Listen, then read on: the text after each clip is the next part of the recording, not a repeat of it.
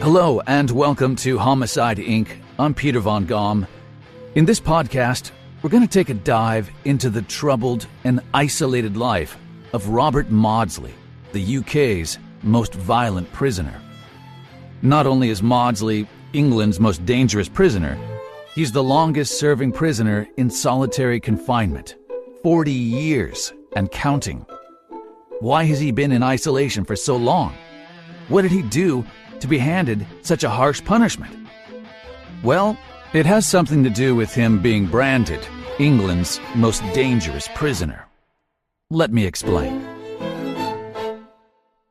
Prisoner 467637 sits in his specially built, bulletproof plexiglass cage, contemplating how he'll spend the next 23 hours of his day. He's just returned from the 1 hour of free time he's granted each day, just as he's been given for the past 14,600 days, and it appears nothing is going to change until his death. 40 years of solitary confinement. Only one other man has been in solitary longer, Albert Woodfox, who was caged in a 6-by-9-foot cell almost continuously for 43 years before being released from a Louisiana jail in 2016. Bob Maudsley.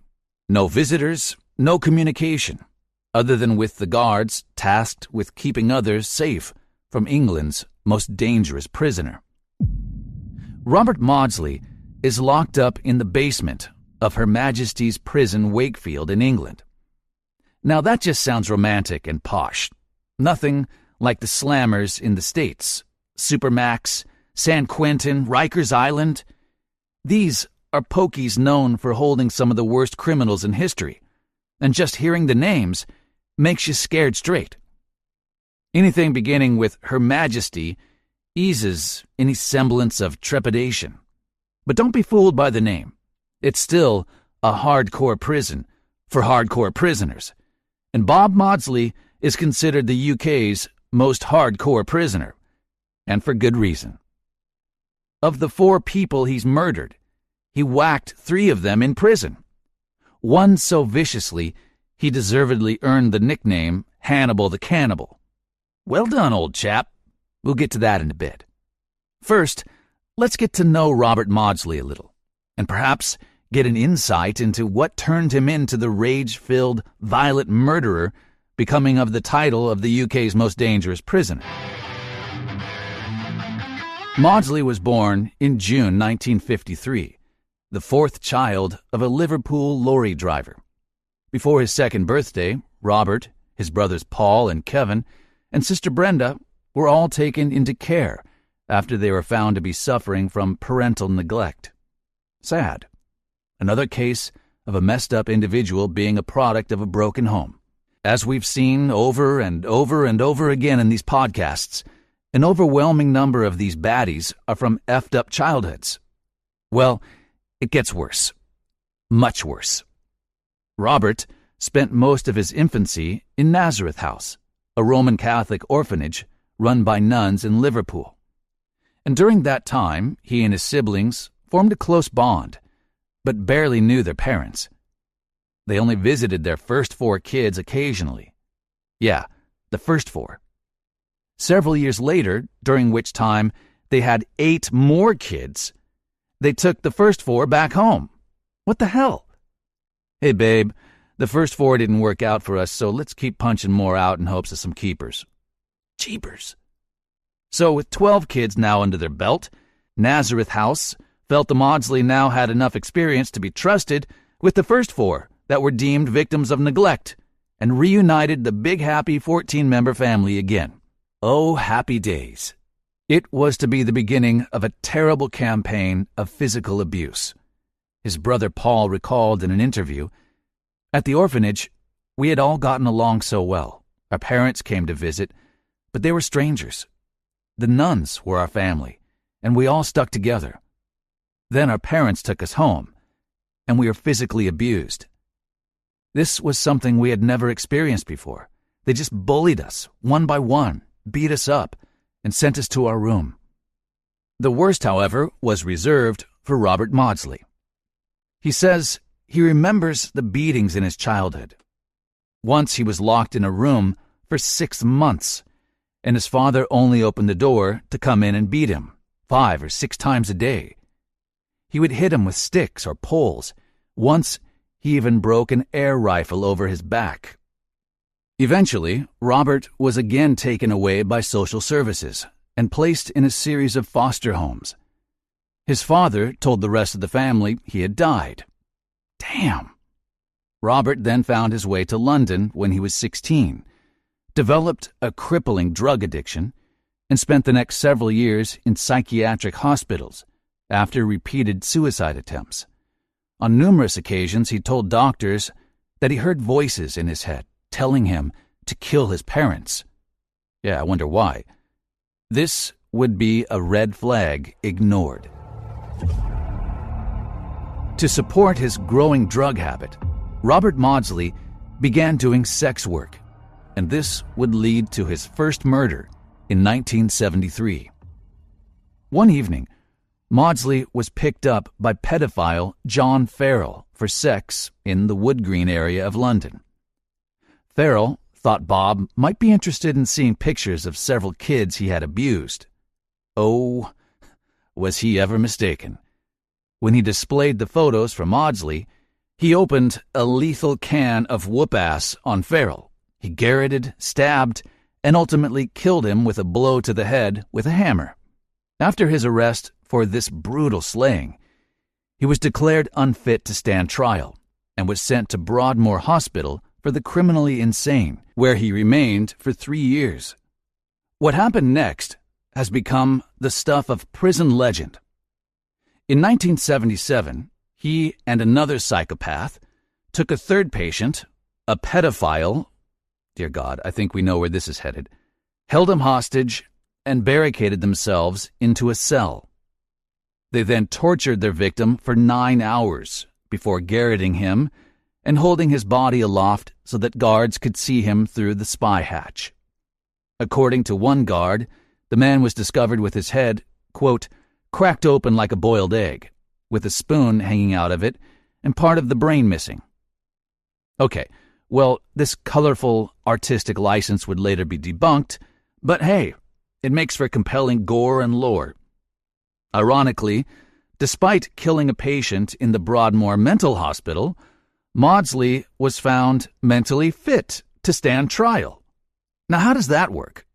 Convicted of manslaughter, which seems rather light under the circumstances, he was sent not to another mental hospital, but to Wakefield Prison, otherwise known as the Monster Mansion.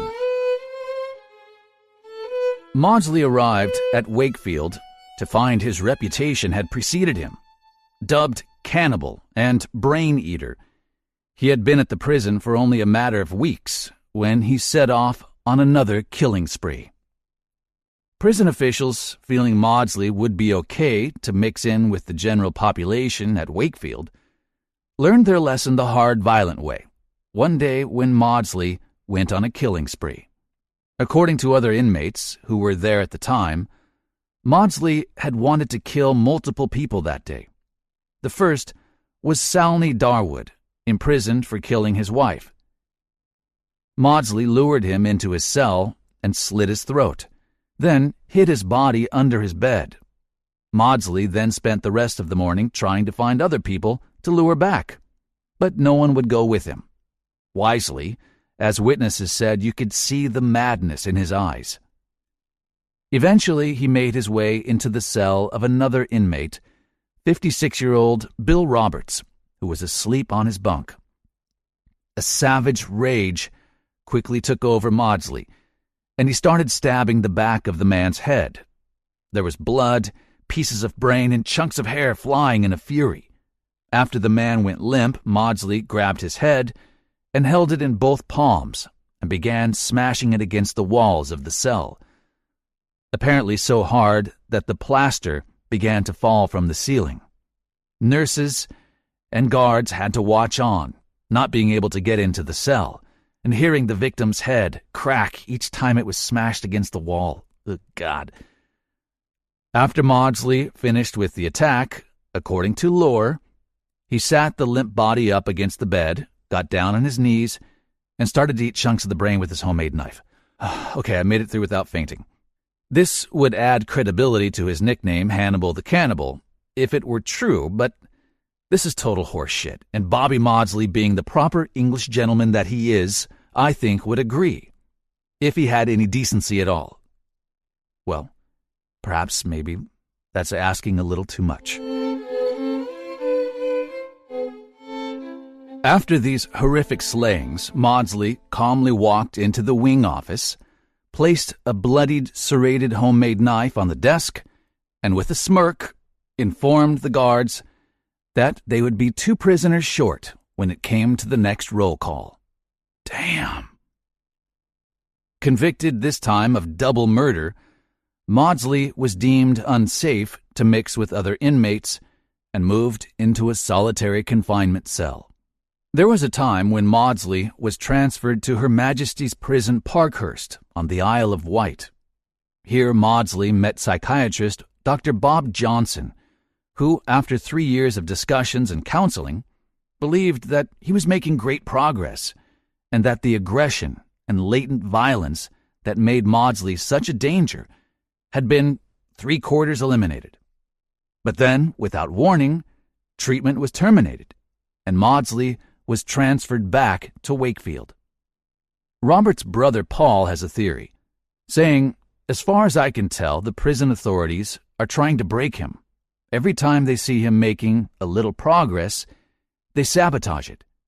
He spent time in Wood Hill Prison, and there he was getting on well with the staff, even playing chess with them. He had access to books and music and television. Now they've put him back in the cage at Wakefield. After all, his troubles started when our father locked him up as a kid. By locking him up in isolation, they're fanning the flames of that childhood trauma." Maudsley himself agrees. In 2000, Robert Maudsley made an application to be allowed to take a cyanide pill rather than face the rest of his life in solitary confinement. His application to die was made at Liverpool High Court, and after a 5-day hearing, it was dismissed. After the hearing, Maudsley wrote a letter to a newspaper that read, "What purpose is served by keeping me locked up 23 hours a day? Why even bother to feed me, to give me 1 hour's exercise a day? Who actually am I a risk to? As a consequence of my current treatment and confinement, I feel that all I have to look forward to is indeed psychological breakdown, mental illness, and probable suicide. Why can't I have a pet parakeet instead of flies, cockroaches, and spiders, which I currently have? I promise to love it and not eat it. Why can't I have a television in my cell to see the world and learn?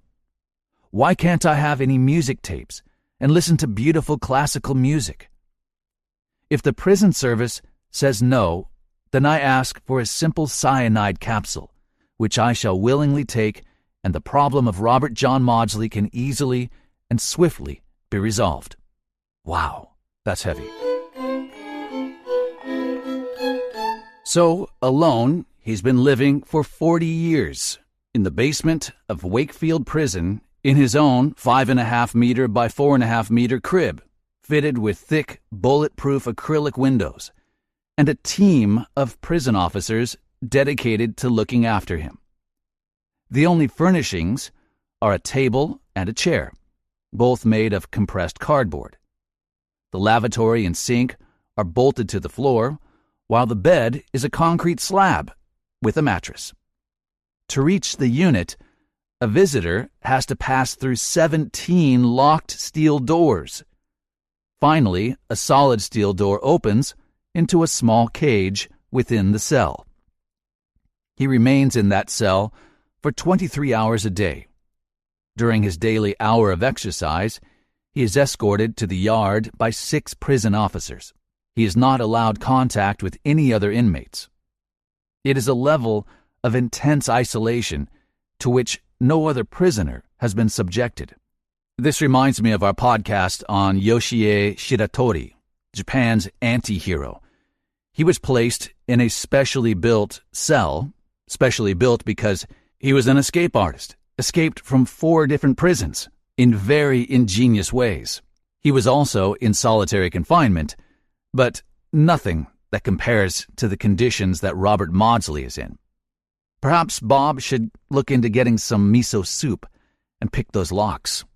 If you haven't listened to that story yet on the Homicide Inc. podcast, definitely check it out. Maudsley's plexiglass cage bears an uncanny resemblance to the one featured in The Silence of the Lambs, where Hannibal Lecter is observed in full display 24/7. They have no choice but to keep Maudsley isolated from the general population, not for his safety, but for theirs. And that includes the safety of the prison officers, too. The only contact he has is with guards that will slide his food through a small hole at the bottom of one of his cells. The start of a new campaign has begun to improve Maudsley's quality of life, on the grounds that his treatment could lead to further mental breakdown and is therefore a breach of his human rights.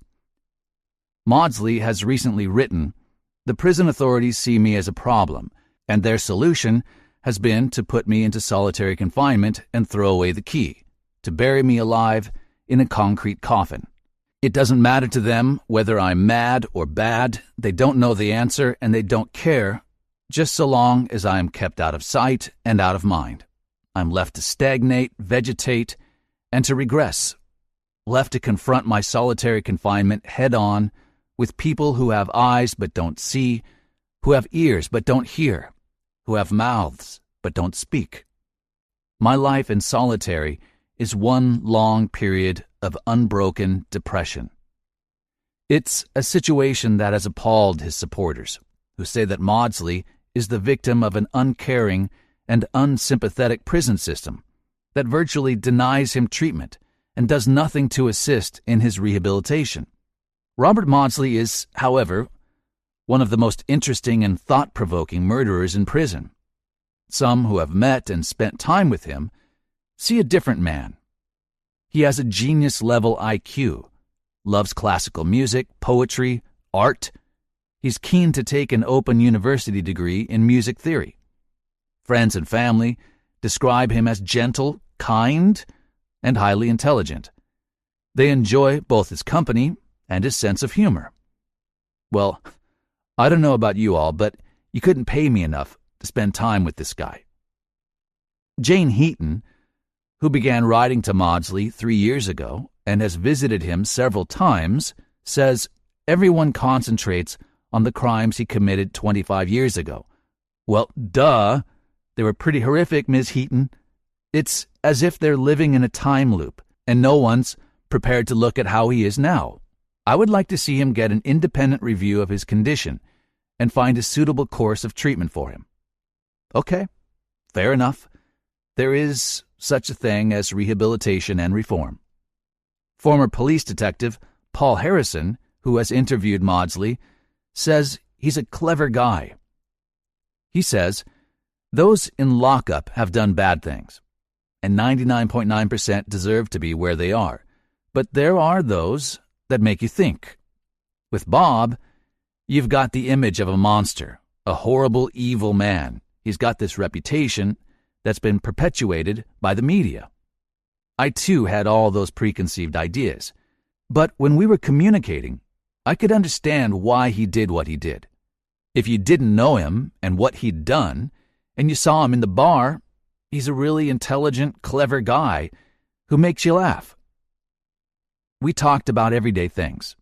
A lot of serial killers are really intense and narcissistic and talk only about themselves. And I didn't find him like that at all. With Maudsley, I thought, wow, this is something different to any serial killer. Maudsley's different. Harrison found himself siding with Maudsley in his repeated pleas to relax his solitary confinement. The detective added, he doesn't want to get out of prison. He's been in there too long.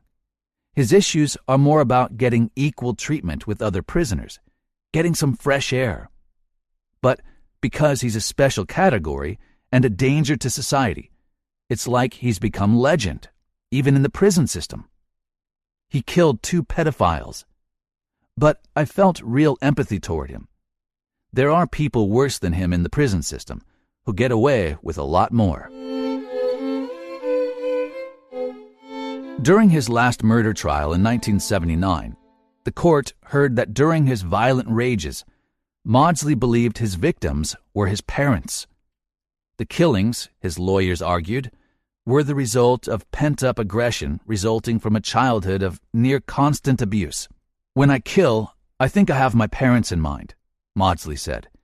"If I had killed my parents in 1970, none of these people would have died. If I had killed them, then I would be walking around as a free man without a care in the world."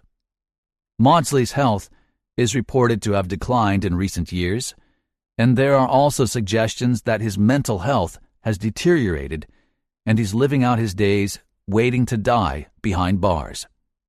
Maudsley is currently the longest-serving prisoner in England. This really makes you think about prison rehabilitation. Is it possible?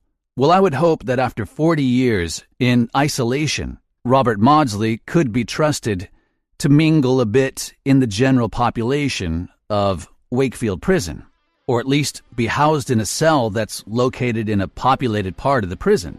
It's almost as if the system is trying to make an example of him, that if you're a real bad egg in prison, this is what's going to happen to you. And they've held true of using Robert Maudsley as an example for decades. Well, thank you very much, as always, for tuning in to the Homicide Inc. True Crime Podcast. If you enjoy this type of podcast, please consider subscribing and be sure to check out our Patreon campaign for exclusive Homicide Inc. podcasts that are available first to patrons. That information is in the description of this podcast. If you have a compelling true crime story you'd like me to consider investigating, please send me an email. And if you'd like to help support the production of the Homicide Inc. podcast, you can always buy us a cup of coffee. Your help is always very much appreciated. And those details are also in the description and on the Homicide Inc. website, where you can access all of the podcasts and other fun stuff. Thanks so much, and we'll see you again very soon. Ciao for now.